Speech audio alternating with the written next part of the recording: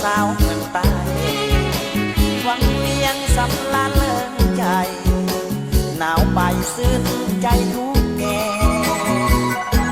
มีสายน้ำซอไหลลองผ่านเนินหินแดงหนาวมองสากมาให้แทงใจขาดผู้แอบเองหนาวมองปานใดอายยังคิดว่าเป็นแดนสุขสมกุลาพนาแหงนั้นงามลมน้อยงอยเคียงส่งเสียงอ่อนอ่อนสุขจริงหนาวหมอกขาดคนแอบยิงขาดยิงยิ่งหนาวละทมภาพปรึกษามาลาลาสี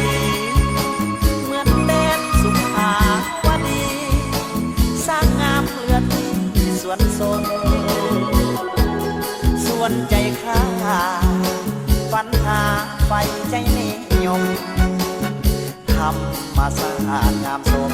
สุดแสนสิ้นสมป่าแดนสวรรค์หนาวหมอกไอ้ทนบนเขาอยู่เจออาศัยทิวทัศน์สิบเชย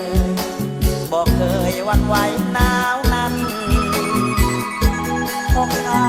ยังมีพลังหน้าที่สำคัญหนาวหมอกหรือจะมากันชีวิตทหารต้องทน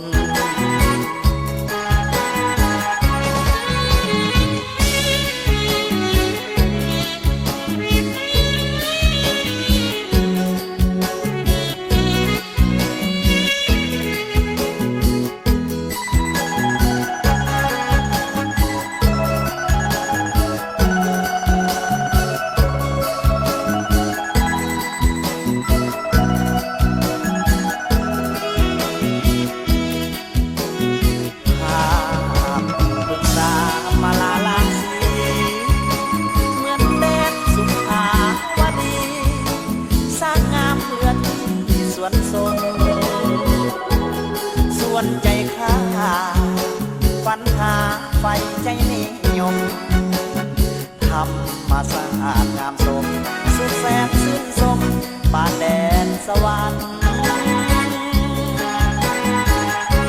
หนาวหมอกไอ้คนบนเขาอยู่เจออาศัยทิวทัศน์สิบเชย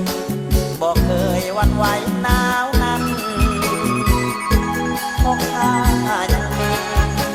พลังหน้าที่สำคัญหนาวหมอกหรือจะมากันชีวิตทหาร